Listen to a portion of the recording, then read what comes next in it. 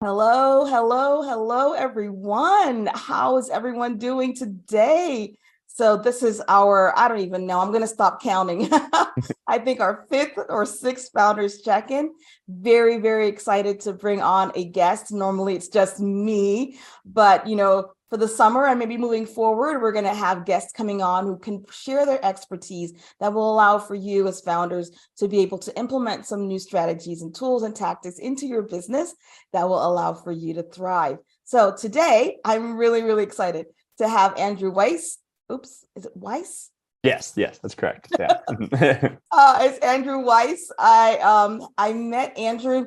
It's been about 2 months now. I was actually on his podcast, and I just really jived with him. He has such a good spirit, such a good soul, but he is also so savvy in the work that he does. And so I really bonded with him. And now I'm taking a course with him, which we'll talk about a little later on, that I'm really excited about and my team is excited about in our business. So I'm going to have him talk about that a little bit. But Andrew is a sales and accountability coach. And he basically works with founders and business owners to help them be able to use content, AI specifically, and the ability and speaking to be able to drive revenues into their businesses. So today we're going to talk a bit about, yes, AI, because I feel like so many of us, it's right now, it's here. Those of us that are above the age of 35 know that, we always heard about it coming up, but now it's here and we want to be able to leverage it in our businesses. And I want that for you. So we're going to talk about that. He's going to actually share some real apps that exist and things that you can do and tell you specifically how you can use them in your business. So definitely stay on board for that. He's also going to be helping us a bit about how to generate content that makes sense for us in terms of generating revenue. I know everyone talks about content a lot, but he's really, really so sharp about that. And then we're also going to dive into a bit around speaking, because that to me is a really, really important part. And it's something that a lot of people have some fears about, Andrew, don't they? And so we're going to just Yes. go in and dive. So this is going to be like a multifaceted founders check-in. So we're going to jump right in. So Andrew, tell me about yourself. Tell all of us about yourself. Oh man. So my name is Andrew Weiss, originally from Portland, Oregon area, and I essentially dove into public speaking when I was in college and did Toastmasters. And the first year going out, I was going out for the international competition, and I got second place out of two people. And I'm going, well, I guess I suck at I public love it. speaking. That's I guess it's not for me. But fortunately I picked myself up again. You go, you know what, fall down 7 times, get up 8. Let's try again. And That's then the how it next is. Yeah. yep, the next year, my senior year of college, I got voted the top speaker in all of Central and Southern Oregon at 22.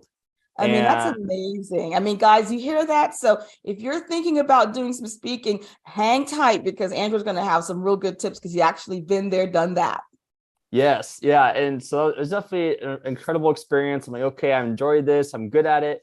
And the thing about public speaking is it's one of the best skills you could ever develop for yourself in your entire life. And even Warren Buffett, maybe you've heard of that guy who has a couple dollars to his name. Whatever, some person.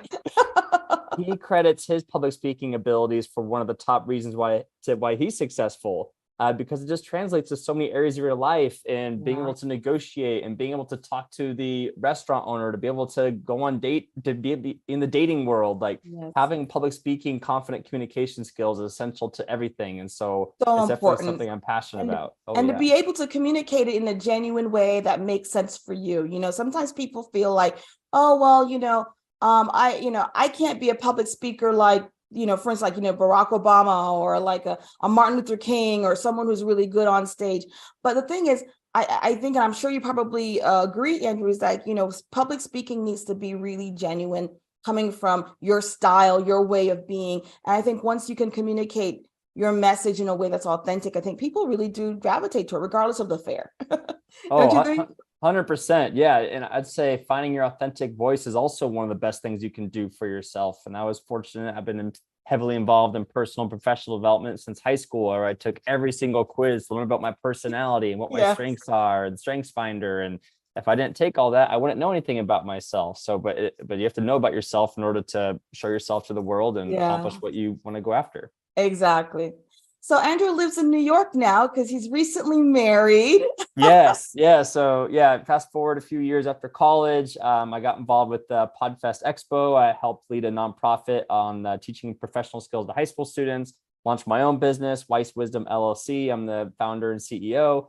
And actually met my wife through Podfest. It's we broke 2 Guinness World Records for world's largest virtual podcasting event. Oh And my that was an exciting goodness. thing to be part of. And so through that, one of those events, I met my current wife. We're living in New York City. She's on Broadway. So she's definitely a How little cooler than cool. me. Oh, very cool. Very cool. And for Yeah. those of you who don't know what Podfest is, it's basically, I think, the largest gathering of podcasters in the country. Yes.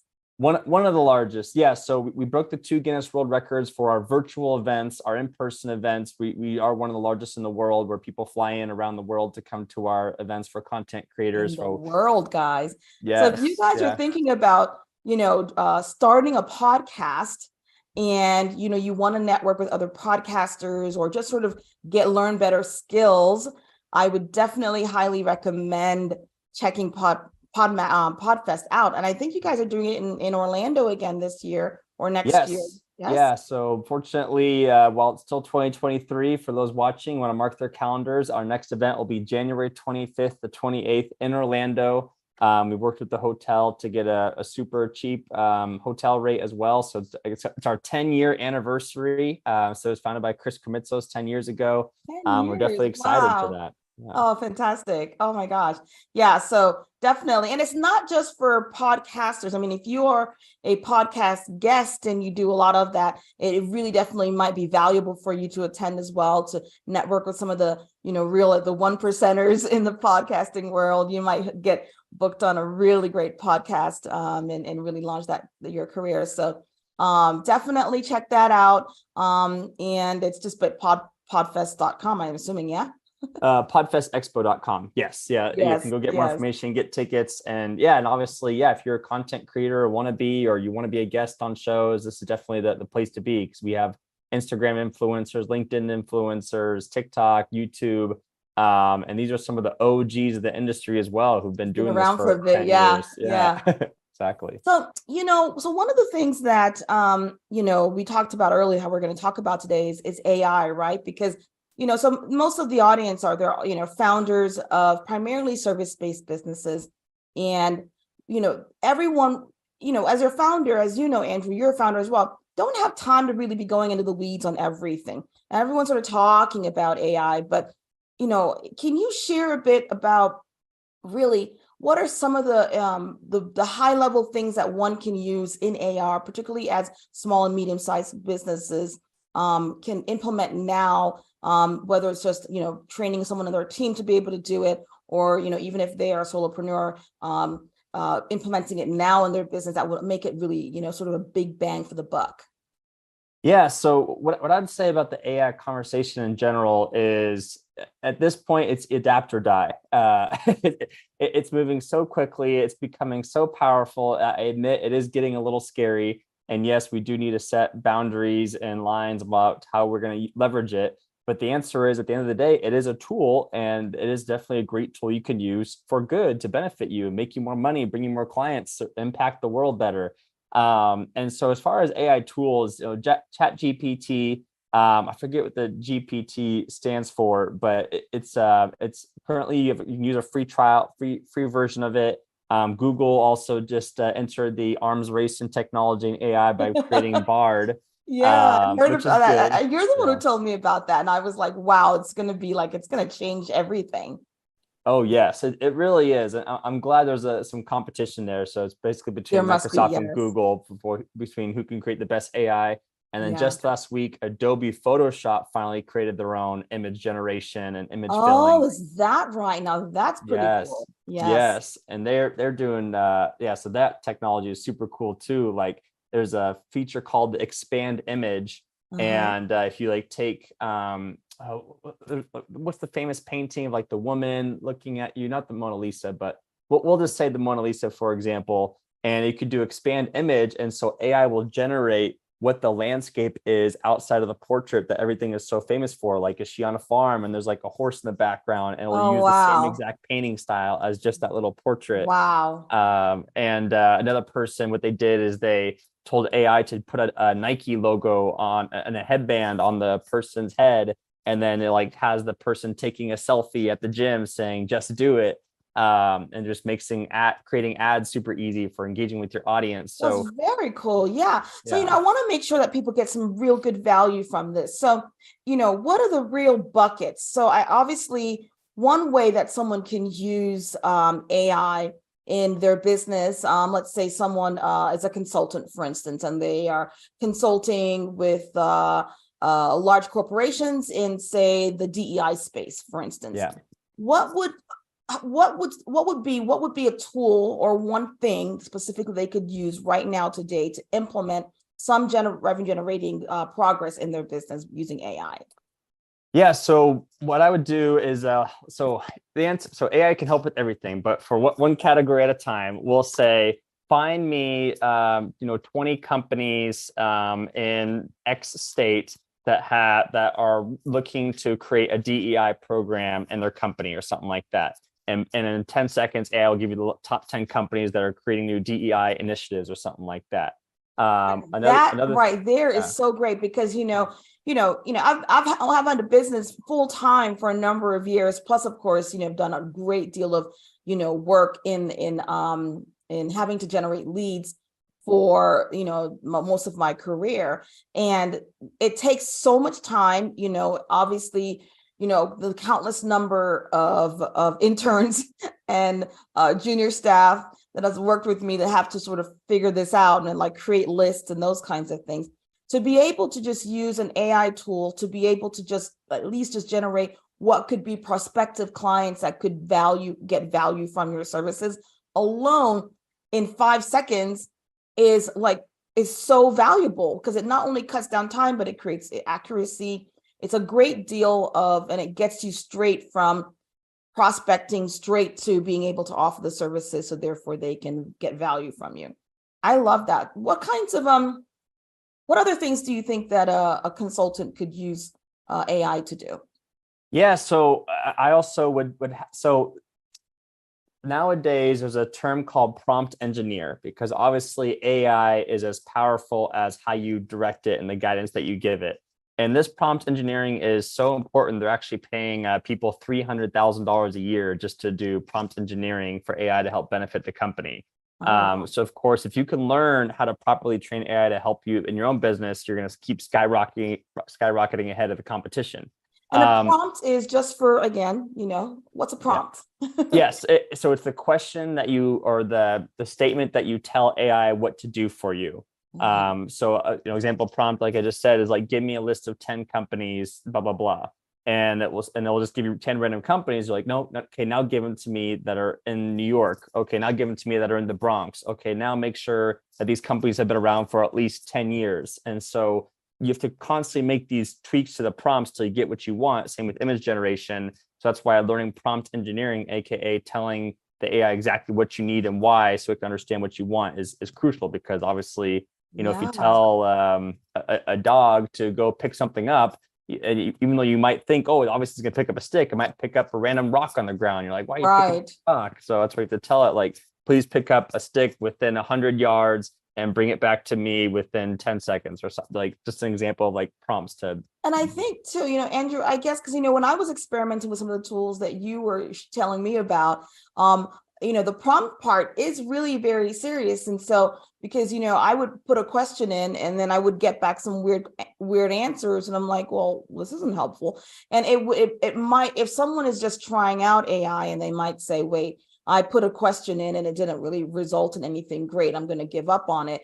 Clearly what you're saying is, no, the prompts are the most important parts of getting what it is you need from the tools. So being able to kind of tweak them, learn about what's the best prompt, use yourself to, experiment with different things is really a vital part of the process of using those tools. Yeah. Yeah, unfortunately, there's a lot of assistants out there, a lot of people who are, constantly getting better at creating prompts. And of course, it's great that ChatGPT is constantly updating itself all the time. So one of the competitors to ChatGPT, which I love and I've recommended my program too, is Perplexity.ai. And the reason why that's a great resource is because it cites everything that's the information they give you, and it gives you recommended prompts that are similar to your current prompt. And so if you put in the DEI question, find me 10 companies that with DEI, the suggested prompts like, oh, do you also want to know companies looking to change culture in general? Do you also want to know companies that have mission statements on diversity that have it on their website or something like that? So Perplexity.ai is also a great tool to use. I love Perplexity because when you introduced me to Perplexity, I had a talk about a week or so, 2 weeks ago, in Kentucky, and I was doing a talk that was specifically towards healthcare practitioners, group practices that were healthcare. And so obviously I wanted to provide, there's a talk that I normally do around how to scale, and everyone knows I'm a big thing around scaling, but I wanted to provide real specific strategies for people that were in that particular industry. And I use Perplexity to help me kind of hone in some of the real, specific things that are very unique to the physicians, to the chiropractors, to the various different healthcare owners that were specific to their particular industry, and therefore move that into my own talk. And so when I was able to do that, it was much more valuable. And we're talking about, I put in a prompt. There was some weird things that popped up, but the more I worked on the specific prompt, then I was getting so many good tools. And I love, like what you said, it has the ability to be able to cite. So it cites everything. So I want to go back. So I mean, I'm a real, stickler, maybe it's the lawyer in me, making sure that what I'm saying is not just some fluffy thing that some random, person decided to put on the internet. So I was able to go back and then use those citations to then even go additionally to get further research. So when I put them into my talk, I know for a fact they're credible and they are solid. So I really do love that in Perplexity. Yes. Yeah. So obviously that's what's so cool is like how effective these tools are and how helpful they are. And so I'm on Twitter. There's also a site called Super Tools where this guy personally tests everything. Rowan Cheung, I think is how you say it. He does a great job providing tools. Also a website called Snack Prompts, which also helps you create prompts for things. And a recent example is you tell, okay, I want to create the best workout plan. And then it will give you all the prompts you need to put in, like what's your height, what's your weight, what's your goal weight, what's your budget for food each week, what do you want how much time do you want to spend preparing your food? And then it will give you a tailored, customized workout plan just by putting in these entries that it asks for. That people usually pay. That is so cool. And I mean, if you have someone who's a fitness trainer, and obviously they've gone through their training and they know what's a good tool to give to their clients, but having that tool also kind of could buttress whatever, regimens or, whatever things are giving to their clients to make it even a stronger service as well. Yes. And that's the thing too, is just to be aware of, like, it goes back to, yes, it's wild how powerful AI can be. And you could say, oh, AI is going to replace all trainers.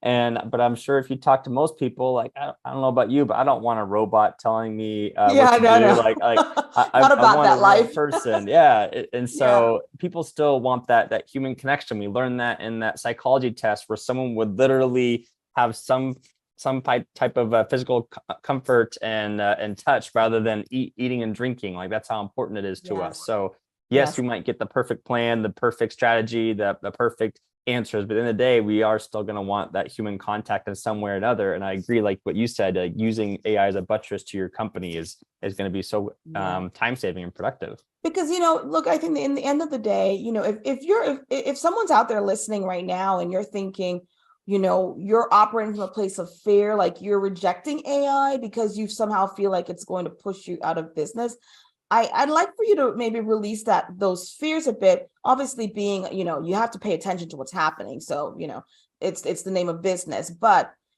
a part of, I have 8 components that I really drive home with my clients.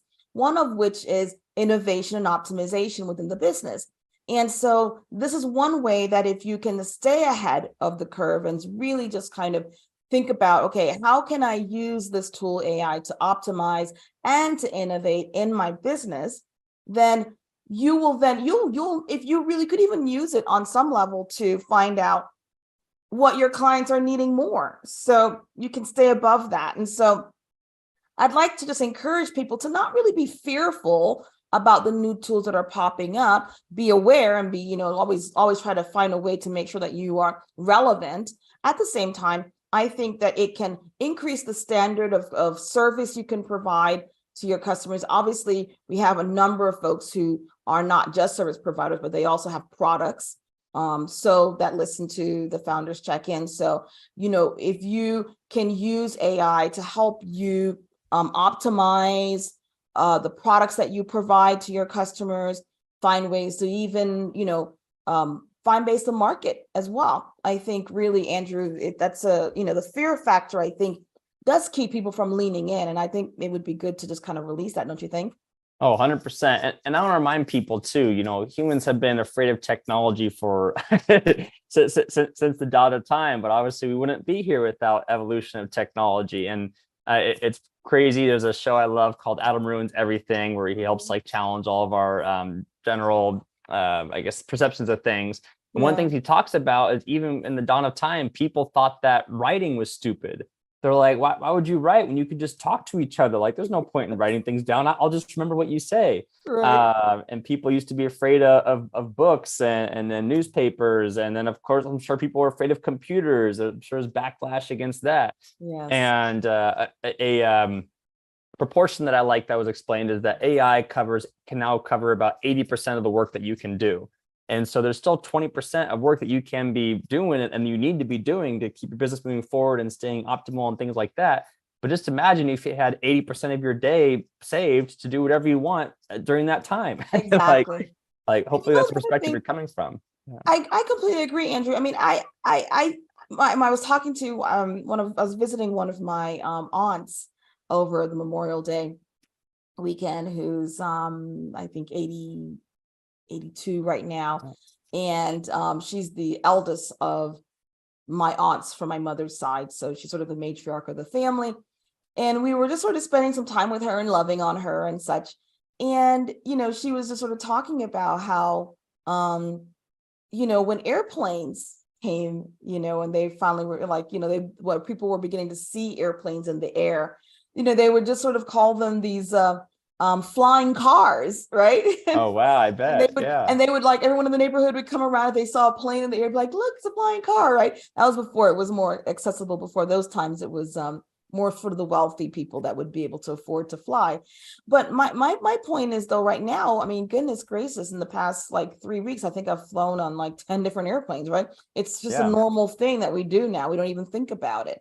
So I think it's really important for us to recognize that as we continue to evolve as humanity and different things get invented, that it gives us space, not only the 80% to do whatever we want to, but I think it gives us space to evolve the rest of and to use the rest of our brains, because there's so much, we only use a certain amount of our brain. And I feel like humanity can do so much more, but we don't, because we're having to pay attention to some other things. With AI, with responsible and ethical usage of the tools, I think that we can begin to start using our brain power to do other things and to solve other problems that AI can't solve right now. So I think there's a lot to be said for just being able to release the fear around AI and then embrace it in your business. Because I really believe the people that are attracted to this particular show are people that have services and products that really do make a significant impact on the world. And so I'd love for you guys to be able to implement AI into your businesses in a way that allows you to be able to serve the world even more with the services and products that you have. And so, Andrew, I know you have a course that I actually enrolled myself in, and Andrew's sort of been giving me hints with my team, and it's just been great as we've been implementing AI in our business slowly, but as we move it on. So why don't you talk a bit about that? Yeah, so I have the Andrew's Accountability Accelerator, and it's a course where I help people not only learn about some of the top AI tools out there to help you with content creation, lead generation, business growth, saving you that 80% of your day to do whatever you want with the rest of your time, but also making sure people are held accountable to implementing it. Because it goes back to, we get so overwhelmed, like, oh my gosh, what do I do next? How do I do this? But until there's accountability in place to actually make sure you're putting in the work and consistently growing with consistent progress, we get stuck on our own heads and we have excuses for why we can't move forward. And so that's the group is helping teach people AI tools, how to use them, how to grow and monetize their businesses, and then making sure the accountability backs it up so they're putting in the work and seeing their business grow, tracking their progress, and collaborating with each other.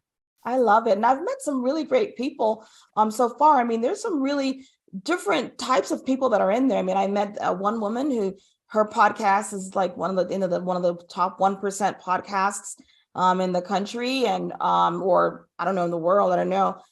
We've got a great person who we met who's like, you're doing some really great work with young adults and inspiring them. And and then we've got another guy who's doing great, like he's like doing agriculture. So there's like a varied amount of people that are enrolled in the course. And I really, again, I'm not pushing, Andrew's not giving me a cut. So, this is not an ad per se, but if you think you want to start dabbling into AI in your business and you want someone who's a good teacher, can actually take you through the various different apps. You don't have to sift through all of them and, get confused, but there are some apps that Andrew has curated and said, okay, these are the ones that work best for this or work best for that. He'll teach you how to use them, and then he keeps you accountable. Andrew's a strong accountability coach. He's forever pinging me, Kerry-Ann, you didn't post a thing. I'm like, oh, yeah. Lord, Andrew. So if you think that you might want to start putting AI into your business, but you're a bit overwhelmed by all of the talk, there's a lot of talk, and it never really amounts to much. There's a lot, yeah. But if you really want to start doing this, then I would really, really recommend doing this course. How can they find out? Where's the website? Yes, they can go to weisswisdom.com, and then if you do //AAA, you can find more information about the course. You can also contact me if you have more questions. Find me on social media at the Andrew J. Weiss, WEISS, and I'm happy to answer more questions and walk you through why it'd be a good fit for you. But obviously, I'm passionate about this course. It's awesome to hear the wins. Kerry-Ann had one of her biggest YouTube video reels. Yes, it was views. True. My biggest YouTube video was working with Andrew. Yes. Coincidence? I think not coincidence at all. Exactly. Not coincidence at all. Yes. Yeah.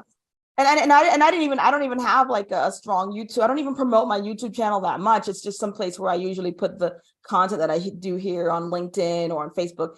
And literally, I had over, 1,700 views and several likes and comments and so forth. So it's definitely something to if you really want to start getting yourself out there content wise, Andrew's the guy. And also he's really, what I love about Andrew too is that he goes and finds out all the new apps. So literally every week there's a new app that he's saying, I've checked this out. This one works good for this. And because the world is moving so quickly when it comes to AI.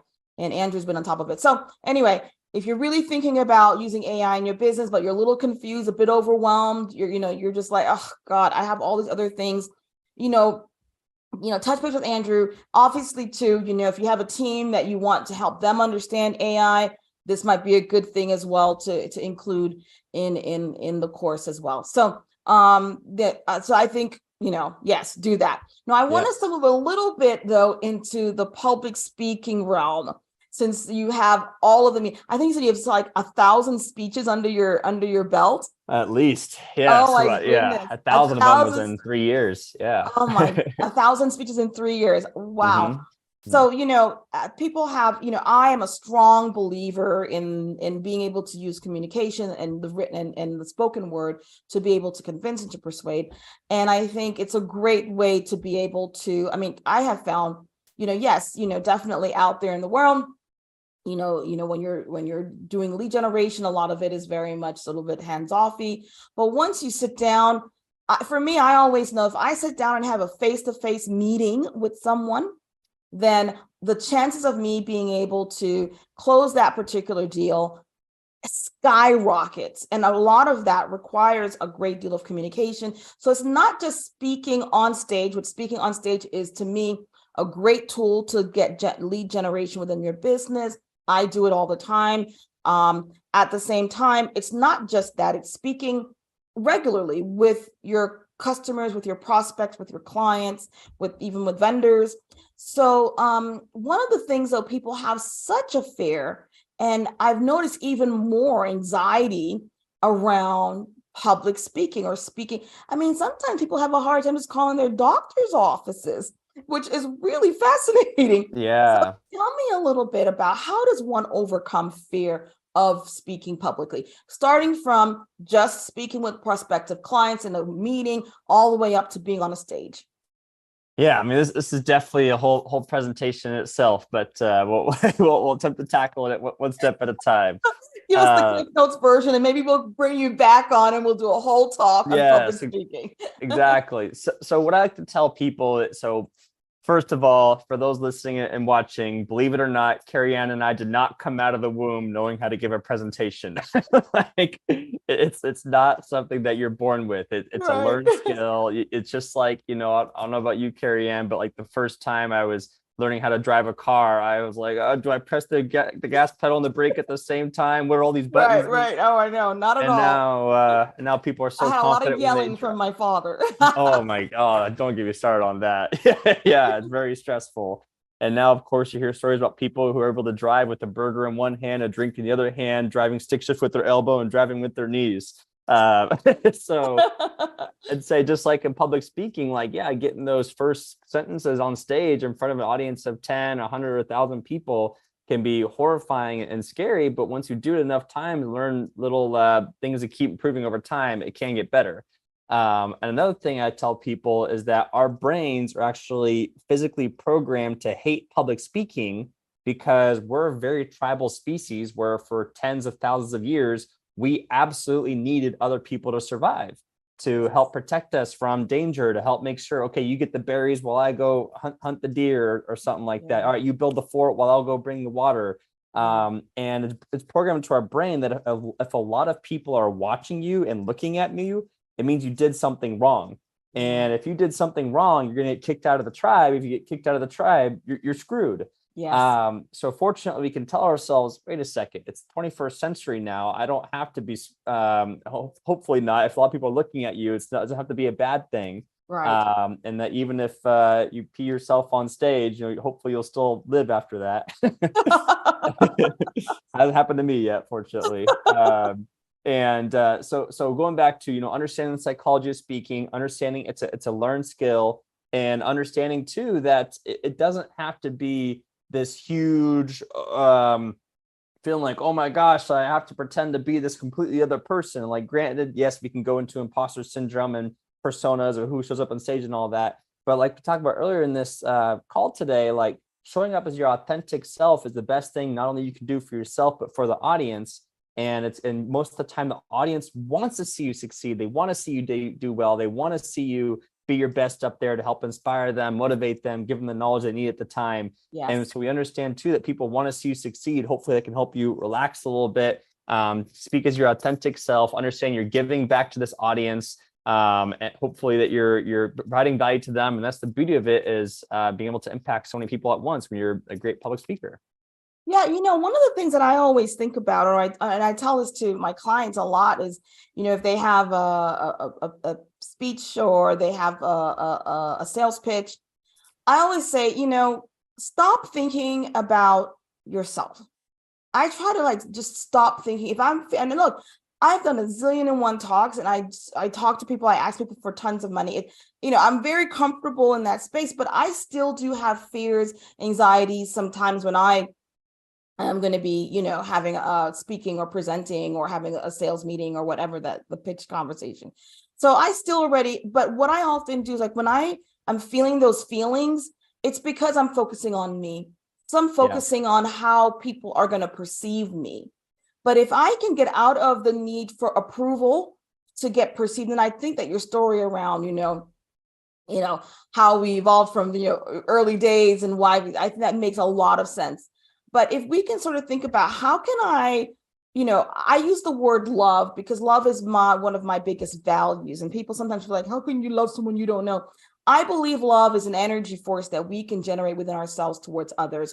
However, even if love is too mushy for you, but if it can be like, how can I add value? How can I allow for this person or these people that I'm going to be speaking to walk away better than when I found them? If you can come from a place of, it's not about me, it's about them, then you begin to basically like, you're less concerned about yourself. You're less concerned about, oh, am I going to look smart? Or am I going to be, using the right language, or am I going to fumble? And the thing is, I've also found, Andrew, and maybe you might say this to yourself. I mean, obviously you want to be at the top of your game as best you can when you're communicating and so forth. But like a fumble here and a fumble there makes you human and makes you much more relatable to people. And they're like, oh, okay, because everyone has this fear. So when they see someone sort of fumble, they're like, oh, okay, great. She's human being too, right? So yeah. And I do want to tell a quick story about that, actually. So my wife, who's currently on Broadway, that's actually what helped inspire her that Broadway was even possible, is that when she took a field trip when she was in middle school and she was watching Wicked, one of the longest running, love Wicked. Yes, most popular Broadway shows of all time. And she remembers sitting in the audience, and during one of the songs, the person cracked during her song. And she's like, oh, so it's okay to mess up. You'll be on Broadway and and make that happen. And there's even psychological studies that back that up too, where they did a study where they had these people do demos, and I think at Costco, where they would demo a smoothie machine and making smoothies. And a person would go through the demo perfectly and then attempt to sell the machine. The other person would go through the demo, but at one point she would get smoothie all over her and like make a mess or something. And for whatever reason, I mean, the study that I saw, like the person who messed up a little bit, she actually got more sales and was more liked by the people than the person who did it perfectly. So not that I'm advocating for you to calculate mess ups into your presentation, right? Because that probably happened anyway. But just know, like it's okay. It makes you more human, makes you more relatable, more likable, and it's okay depending on the mess up. But for the most part, yeah. I love that. Yeah, definitely. I think the not feeling like you need to be perfect, moving from a place of stop focusing on yourself and start thinking about others. And the other thing too, Andrew, I think what I found, you might agree with this, is if you believe in what it is you're talking about, like if you truly believe that your service, your product can actually help the people that you are presenting for, or you're pitching towards, or you're talking about towards, or, I'm using all kinds of different adjectives or prepositions that don't work right now. But, if you believe in what it is that you have to say, then you're more likely to be more confident in what you're saying. And so I know I've had several conversations with people who listen to the Founders Check-In, and they're just like, and you guys have some amazing products, amazing services that you some of you believe in it, and some of you are like a little still like not completely confident. But I think believing in what it is that you have to offer, I think, makes a difference in how you stand up in that space. Because if you're on the side of the road and you saw someone whose leg was broken or something was sick, and you knew you had the cure to whatever was going to fix them, you wouldn't be worried about, oh, how are they going to perceive me? You'd run straight to them. You'll give them the medication, or you fix the leg, or you do the thing because you were caring about them and you were confident in that you could help. So I just feel it's really a part of it is just really believing in what it is that you are giving to the world as well. 100%. And I like what you said too. It's not about you. And it's a good reminder too, because there's a lot of people out there who are very passionate, very charismatic, very confident, selling things to people that they know don't help them. So it's not just yourself that you're competing against. It's the people who are selling crappy products, crappy services, but because they're confident and charismatic about it, they get bought from.